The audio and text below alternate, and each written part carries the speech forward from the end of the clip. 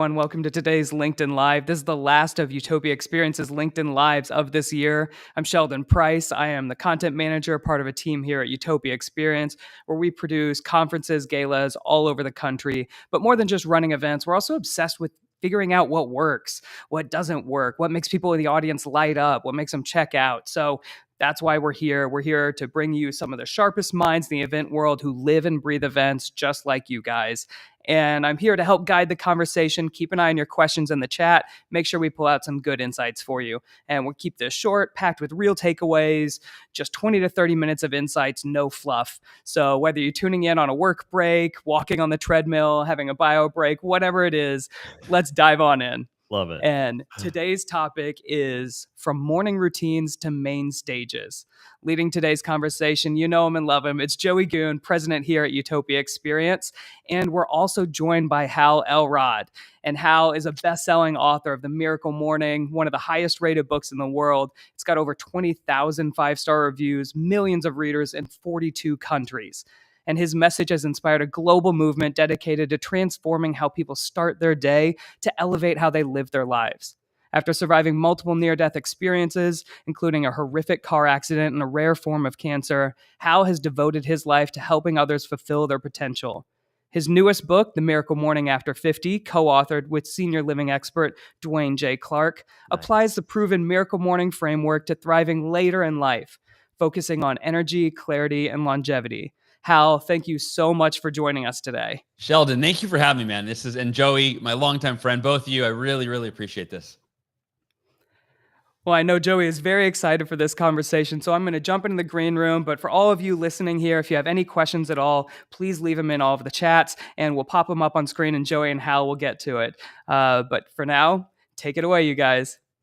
Well, I'm starting out right now by pre-ordering my After 50 for my dad. I like it. Now, if you pre-order it at miraclemorningafter50.com, you get a bunch of bonuses, Joey. So make sure you go, or you can go to Amazon and then get your receipt and bring it over. But directly, I think is the easiest way at miraclemorningafter50.com. Nice. All right, fair enough. I'll cancel my Amazon order and jump over there. Either way, yeah, brother. This is a really a full circle moment. I greatly appreciate you being here. It was about 8 or 9 years ago. You changed my life. I met you after I read your book. I ended up at one of your live events, and the rest is history. I kind of have to pinch myself. I'm like, holy shit! I've grown my business to the point where now we're doing conferences and summits that are like, we have the platform to be able to bring you on stages. That's amazing. But for those that don't know, and by the way, what a gift, because I know you've changed millions and millions of people's lives. And my gosh, the impact of your work can't be overstated. So just appreciate you, brother, the heart that you bring to the world and how you're changing it, showing up every day for people like myself. Thank you. For those that don't know, what is the Miracle Morning? Yeah, so the Miracle Morning started out as my morning routine in 2008 when the economy had crashed, and I kind of crashed with it. And my business was failing. I lost over half of my clients, half my income. My house was foreclosed on. And a simple quote from Jim Rohn: "Your level of success will seldom exceed your level of personal development." That became the catalyst for the Miracle Morning, and it was the idea that if I want level 10 fulfillment and success in every area of my life, I've got to dedicate time each day to my personal development to become the level 10 version of myself that is capable of creating and sustaining the success and fulfillment I want. Now, that just made a lot of logical sense. And so then the path was, what do the world's most successful people do for personal development? And I was looking for one practice, and I had a list of 6 after about an hour of searching online. And I felt overwhelmed. I thought, well, I don't have time to implement 6 new practices. And then I don't know if it was God, but it was like a little whisper. My intuition was like, hey, Hal, what if you woke up an hour earlier tomorrow and you did 10 minutes of the world's 6 most timeless, proven personal development practices that the world's most successful people have sworn by for centuries? I was like, I'm not a morning person, but I'm going to give it a shot. I woke up the next morning and I did it. And within 2 months of doing this day by day by day, I more than doubled my income. And this was when the economy continued to get worse, but I got better. And then I started training for a 52-mile ultra marathon because I hated running. And I thought, what better way to grow myself to a level 10 than commit publicly to raise money for charity to run 52 consecutive miles. And the end of the story, the story wraps up kind of with, I told my wife, I remember the moment I signed on 2 clients. I went to the hallway. I said, sweetheart, I just signed on 2 more coaching clients. She goes, good. We need money. Congratulations. And I said, no, you don't understand. That second coaching client makes it so that we've doubled our income in the last 2 months. And it's all because of this morning routine. It feels like a miracle. And she said, it's your miracle morning. I go, I like that, miracle morning. And then the rest is history, as they say. So it is a very specific daily routine that can be done in as little as 6 minutes or as long as an hour, or anywhere in between based on your schedule, that is designed to put you in a peak physical, mental, emotional, and spiritual state every single morning so that you can win the day and show up at your best for those you love and those you lead. Love it. Shout out to Ursula, by the way. Hey, Ursula. She's my muse. She is my muse. Yeah. She's awesome. She is awesome.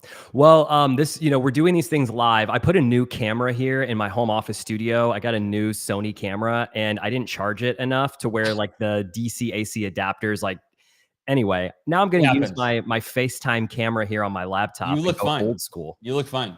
But hey, for those out there that are managing their full-time job and they're running the company conference or summit, and maybe they're even listening to this, like Sheldon alluded to earlier, maybe they're doing that treadmill run during, in between sessions, or, perhaps they're doing the bio break, but they're on site at their conference right now. What are a practice or maybe 1 or 2 recommended practices that they could do on site at an event to get anchored and present out of their head and into their hearts?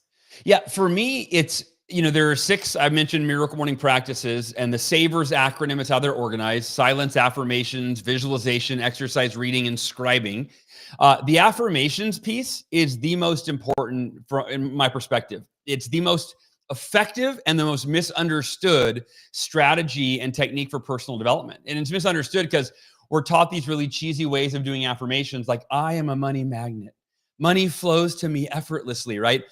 And that's not effective because it's creating this delusion of that things are going to magically happen in your life. Your affirmations have to be rooted in truth. They've got to be supported by reasons that are so compelling that you're willing to follow through with what you're affirming. And then you've got to get really clear on what specific actions are you committed to taking to do the thing.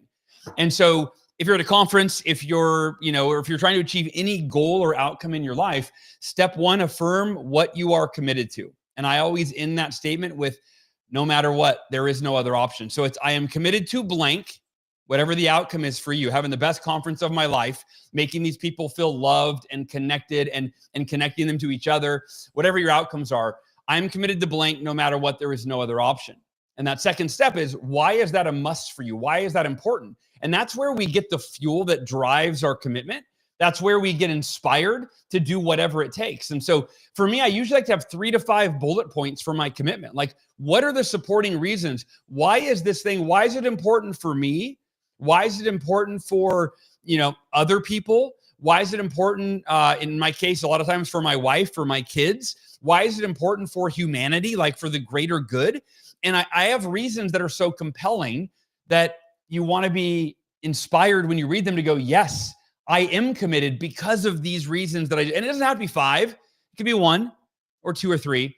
And then the last but not least is that third step is, which specific actions are you committed to taking and when will you take them to ensure that you follow through with your commitment? And if you're at an event, showing up with love and showing up from a place of selfless service, setting it up so that giving your attendees an opportunity to interact and connect with each other. That's one of the biggest things I see that a lot of like old school events 1.0, I call them, it's just speaker after speaker after speaker after speaker. And it's like drinking from a fire hose. And you're like, okay, I have like 7 pages of notes. And, I could have Googled most of what was said here and learned all of it or asked ChatGPT. What you can't replace is human interaction and connection. And people learn far more effectively when they learn something and then you invite them to write it down, give them a few minutes to write it down, and then to share it with the person next to them and how they're going to apply it in their life. And then come back into the room and say, hey, raise your hand. Anybody who wants to share what came up for you. And now you bring collective voices in and we're all learning from each other. So to me, that's like and that might've been a question you were going to ask down the road. And I just kind of said it in advance, but like, that's how you take the impact of events and even keynote, like I'm a keynote speaker, messages is you share it with the audience. You then invite them to write down how they're going to apply it in their life, share it with somebody else, and then bring all the voices into the room, 3, 4, 5 people to share so that the impact is amplified for everyone in the room. Yeah, man. You bring up something that we talk a lot about at Utopia Experience, which is AX or attendee experience. And how can you graduate from that 1.0 to the 2.0 or 3.0 level? And it can be as simple as just having people in the room turn to each other. I remember when I went to the last year of Best Year Ever Blueprint, which was one of your live events that you used to produce. And that was your staple event out in San Diego. Yeah. And you had groups of people. We all wanted to learn, a number of us wanted to learn how to write books. And so you were like, all right, we're going to break up in pods and you guys share your ideas and your stories and go outside, get the fresh air. The beach is 2 blocks away. Go chill. It was like, and then be back in here in an hour and we're all going to talk about these ideas together. And just that little act of getting out of the main stage ballroom and connecting with other human beings, like the ideas that were created as a result of that were far better than they would have been if we just stayed under the fluorescent lighting in the, recycled air ballroom. So, you just reminded me, thank you for sharing that story. It reminded me of another one that we did. And it was, we were talking about the importance of contribution. If you're going to have your best year ever, like one of the buckets is contribution. How are you going to add value for the people in your life? And we then broke up into groups similarly. And we're like, hey, let's go live contribution. And we sent groups out into the city of San Diego.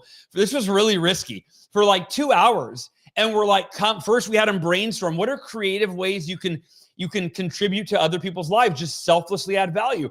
And some people went to Starbucks, and one group, they just bought coffee for everybody in line. One person went and found some homeless folks on the street and actually brought them back to the event, brought them on stage. They shared their story. Everyone cried. We all donated, but the point is, like, how can you make your event? So 1.0 is listening to speakers all day. 2.0 is infinitely better, which is writing down and journaling what you're learning, what I just shared earlier, talking to somebody else, sharing back to the room.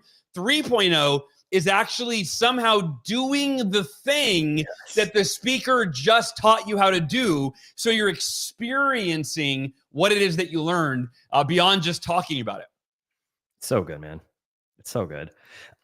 Just 15 minutes ago, there was a gentleman at my house and fixing my HVAC system. And I was telling the service guy, I was like, hey, I'm actually interviewing, pretty soon. I've got LinkedIn Live with Hal Elrod, and he's the author of Miracle Morning. And I'm actually going to do my Miracle Morning, albeit a little bit later today. And I'm going to follow it by breathing exercises. Have you ever done breathing exercises? And he goes, and I was like, or heard of the Miracle Morning? He goes, I don't have time for that woo-woo, whatever. I got stuff to do. And so I bring that up to you because I think there are so many people out there that are like, this won't work for my audience because they're science-minded or they're engineers or they're academics. How do you, like my sister, for instance, she's very logical.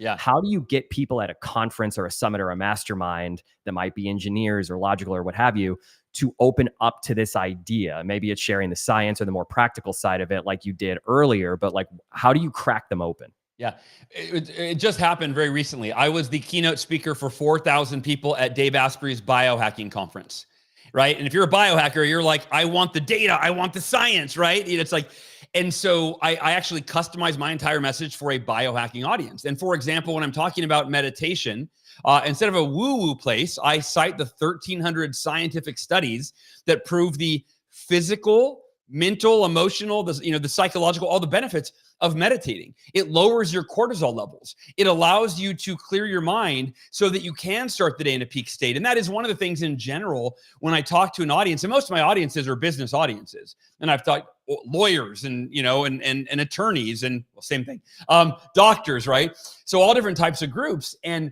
I always say, like, one thing that every human being on the planet has in common is that we wake up in the morning. We wake up in the morning. What we don't have in common is, do we start our day that enables us to put ourselves in a peak physical, mental, emotional, and spiritual state so that we are at our best for the rest of the day and everything that we do? And most of us, right, this stupid smartphone, I mean, it's smart, but this darn smartphone has robbed people of those pockets of time where we used to just gain insight and clarity and have breakthroughs that we would apply to our business. But now we reach for this right off the nightstand, and immediately our brain is hijacked. We are in a state of fight or flight. We are overstimulated. We spike our cortisol, responding to other people's demands and text messages and notifications, right? And my rule is, until my Miracle Morning's done, I'm not allowed to browse on my smartphone, So, but yeah, I mean, there's a lot of data around all 6 of the Miracle Morning practices and morning routines in general. And so whenever I go speak for an audience, they are able to, they fill out a pre-programmed questionnaire that allows me to learn as much about them and their audience as possible. And that is one area where they're able to tell me, like, what type, how do you want this message customized for your audience? Do you want it more intellectual? Do you want it more science-based? Do you want it more woo-woo? Is this a spiritual audience? And that's rarely the audience that I speak to. I was going to ask you a follow-up question, which is, what can conference organizers expect when they book you to speak? But I think you just answered it. It's intentionality. Like earlier you talked about 1.0 versus 2.0, 3.0. And then a moment ago, you mentioned in a pre-event survey, just kind of getting a temperature on who the minds and the hearts of the people in the room. That's something that a lot of speakers, if you're out there, take notes. That's massive, right? That's exponential. That's genuinely caring about the impact that you're going to make, and opposed to just showing up to the thing and stepping on stage. That's huge. Anything else you wanted to add to that question around what conference organizers can expect when they book you to speak? Yeah, well, in one word, entertainment. Like for me, I'm a big believer that we learn, the more entertained we are and the more heightened our emotional state is, right? And again, there is science that proves this, that we are far more receptive to learning. When we're in a low energy, low level, subpar emotional state, we don't absorb information nearly as well. So for me, it is a very high energy message. It is very, I suppose, I don't know. I was probably 20 years ago when I started speaking, and I got a speaker coach. He said, you've got to keep them entertained. And so I started watching stand-up comedy on my lunch break every single day so that I could really study the way that comedians delivered information or a punchline or told a story. And so that for me is like, I joke that I'm not a real stand-up comedian, but I'm a wannabe stand-up comedian / keynote speaker. So yeah, that's one thing. Is it's going to be equally inspirational. Like most of my audiences, there are moments where they are crying, whether it's me sharing when my baby sister died in front of me when I was 8 years old, or when I was 20 years old and my car was hit head-on by a drunk driver and I died for 6 minutes and was told I would never walk again, and witnessing my parents receive me coming out of a coma, or when I was 37 years old and I was diagnosed with a rare aggressive form of cancer and given a 30% chance of surviving with 2 young kids. And I do show a scene from that time in my life. There was a documentary made about me called The Miracle Morning, documentary, which anybody watching, you can watch that free on YouTube or rent it on Amazon Prime, The Miracle Morning movie. But yeah, there's a scene where I was at maybe the lowest point in my life, and I am just I'm in tears. And then there's a scene where I'm using my affirmations to try to save my own life, and I'm using the Miracle Morning as a tool to heal my body of this cancer that I was not given a very good chance of surviving. I don't even know what to say to that. You've just left me speechless, because it brings me back to living those stories with you and hearing those stories from you on stage and on the podcast. I mean, before you and I became as friendly as we were, this is my newer edition. Yeah. But I've got my original copy. I've been a fan for so many years. So, and I've heard those stories, and every single time you share them, I just get chills, and I lock up, because now I have a 3-year-old myself, and I can't imagine. I can't imagine what one goes through when you get that prognosis. But here you are, to live the story, and on the other side of that prognosis, that diagnosis, and impact the world in such a positive way, in the way that you have. Hal, with that, what is the coolest stage that you've ever stepped on? Ooh, that's an interesting. I don't know why this came up for me. I don't know if it was the coolest, but when I was starting out as a speaker, I spoke at colleges, and that was how I started for the first few years. And I went to Arizona State and I was like, okay, so I was talking to the person. I go, where am I meeting you at? And she goes, you'll be speaking on the lawn in the quad. I go, on the lawn? I go, where's everyone sitting? She goes, oh, they're not sitting anywhere. This is Sexual Health Awareness Week. They'll be walking around collecting condoms and all these other things from all the booths. And I go, so wait, I'm going to be like they're like, you'll have a mic and 2 speakers. I go, I'm going to be like a crazy person talking to no one as they walk around and trying to give my keynote speech. She's like, that's it. So anyway, that was the wildest one. And the coolest, I'll just go recent, that biohacking conference, that was a really, really fun stage and fun audience. Dave Asprey was in the Miracle Morning documentary. So it's kind of a full circle moment where I've been on his podcast a couple times, but that was the first time that he invited me to speak at the biohacking conference. And 4,000 people is a really, it's a big fun audience. And so, yeah, that was a really, that might've been the coolest one. That was pretty recent, but pretty fun. What does your pre-stage Miracle Morning look like? Like before you get on stage, like on Dave Asprey's biohacking conference stage, what are you doing? Like, well, what's going through your mind and what practices are you doing before you step on that stage to get your energy in that state that, that you alluded to earlier? Yeah. So in the morning, I'm doing my normal Miracle Morning, and then right before, but I will usually, my visualization will be around like seeing myself on stage that afternoon. But normally it's actually going to the event before. That's when I really do. So I do the Savers practices before the event, and I don't do the reading. I don't do all of them. But what I do is I go out on the stage and and I see the empty audience. Right. And I will walk the stage as if I were rehearsing, and then I'll close my eyes and I'll imagine, and I'll hear the sounds. I'll imagine the audience. I'll see people just tuned in to the message. And so the visualization's a big part before I go speak. And then I will affirm I am committed to giving the best message I have ever given in my entire life based on the impact that it makes for every person in this room. And then the last thing I do right before I go on stage is I pray. I say a quick prayer and I say, God, please fill me with the love, the energy, the presence, the enthusiasm, and the humor that this particular audience needs on this day, in these moments, to make the biggest impact I possibly can in their lives. And very often what comes through me, my speech is not scripted. I got a PowerPoint. I follow it, right? But I will very often say things that I'm like, wow, I've never said that before in my life. And it felt, and it was like, and somebody in the audience, as I'm saying it, I just see it penetrate their soul. And I'm like, thank you, God. Thanks for answering that prayer. A lot of the conversation here in the back half of the live has been around keeping the energy up on stage and kind of how we can do that as, the planners and yourself as the keynote speaker. What about, or, the transformation speaker? I don't even know if I can call you a keynote, because you don't just get up there and do like a 60-minute thing. It's so much more than that.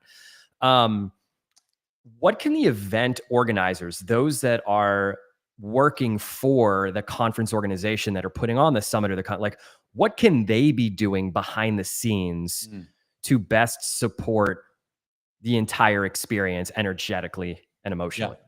I think that meeting with every speaker, via Zoom or, Google Meet, like beforehand, I think that's important. I always offer that to every client. It's not an obligation though. I don't want to, I try to be, one thing I learned from my mentor when I was learning how to be a speaker is he goes, most speakers are high maintenance.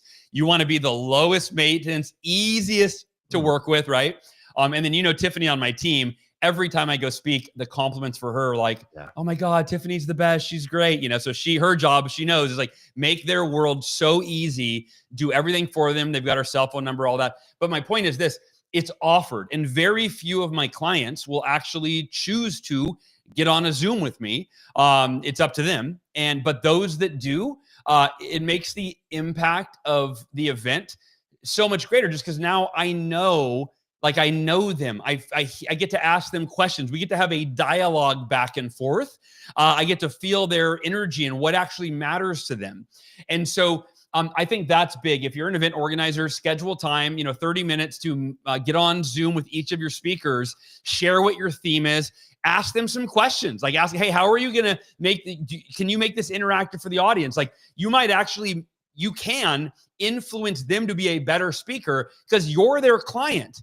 Their job is to deliver what you want. And it shouldn't be cookie cutter. It shouldn't be the same every time, right? So if you go in with like, hey, and if you have to ask ChatGPT, hey, what are some great questions I can ask my keynote speakers to really get them to deliver the best message, and what can I share? Maybe like share your theme and ask them what they plan on doing to make the experience impactful for the audience. And don't just let them off the hook with like, oh, I'm going to give a really good message. Like, do you do anything? Do you have the audience? Do you interact with them, et cetera? And don't make them feel judged. They might not do that. So you might go, hey, would you be open to?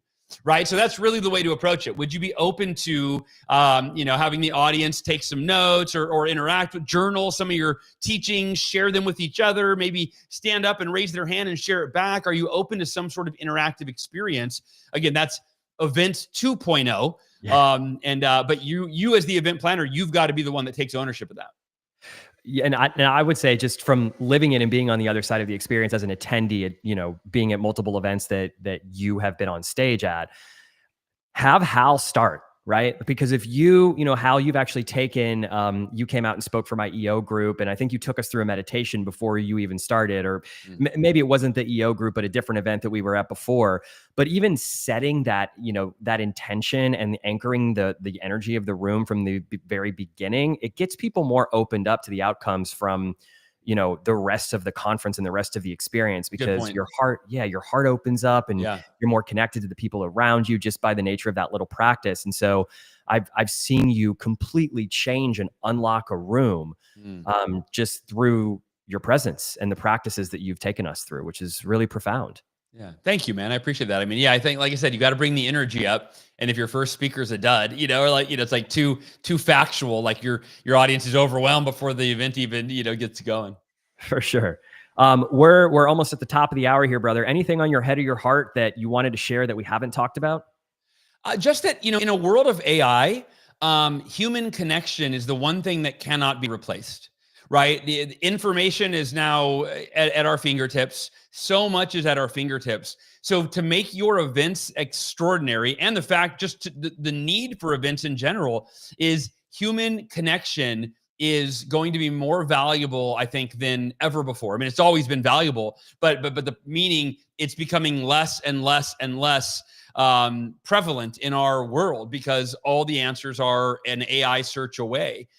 So it's all the more reason to not only put on events and bring people together in person or online. I mean, that's, the next there I've seen the way we do online events is we use breakout rooms to do all the things that I just talked about, right? So we do online events and it's the same thing where they're taking time to journal and there's music playing and then they're going into breakouts and they're sharing with each other. Then they're coming back and they're raising their digital hand and they're sharing on stage.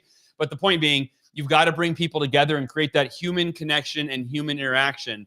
And that's more and more priceless nowadays. So good. It's so good, Hal. Appreciate you. Hal Elrod, everybody. Yeah. Hal, what's your coffee order? This is just a rapid fire question. Yes. My coffee order? Yeah. Yeah, we ask every guest. I buy organic coffee and make it at home. I rarely buy coffee when I'm out and about. Duly noted. Excellent. Yeah. I've got my my mushroom coffee in here and my straw, because my dentist says when you drink through a straw, you have less likelihood of staining your teeth. Dude, so what I do, I chase my every drink of coffee, so that works. So I drink coffee and then I drink water and go shot of water. And I usually do 2 shots of water every single time. Yeah. So you don't look like a dingbat like I do with the massive. Pretty sure I look like a dingbat holding 2 beverages, drinking one, and then swishing the other around in my mouth. Oh my goodness. Well, you didn't sound like a dingbat at all today. You gave us some amazing insights. I love what you were kind of ending with there, talking about how you can't replace human interaction and connection. I loved everything you were talking about too, about visualization, not just seeing how you're performing on the stage, but visualizing how the audience might respond. And I love also what you were saying about how event organizers can set up keynote speakers for success, give them the theme, ask them questions. Would you be open to this? A lot of really cool insights. And if you're an event organizer, definitely try to get Hal up on your stage. This is just, I feel like, just a fraction of some of the insights you can give.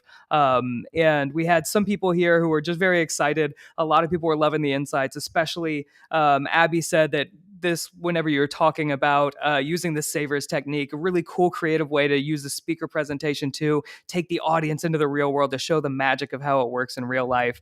And if you want more of these insights too, obviously you can get the Miracle Morning and now the Miracle Morning After 50, or like you mentioned, go check out the movie, the Miracle Morning movie. Yeah. And halelrod.com is my speaking website. Go grab a couple of hundred of these for your team members, your employees, your colleagues. Thanks, brother. Appreciate you guys. And thanks for everybody for tuning in. I appreciate you. Absolutely. Thank you all for tuning in, and we'll catch you in 2026 with a few more Utopia LinkedIn live streams. Until then,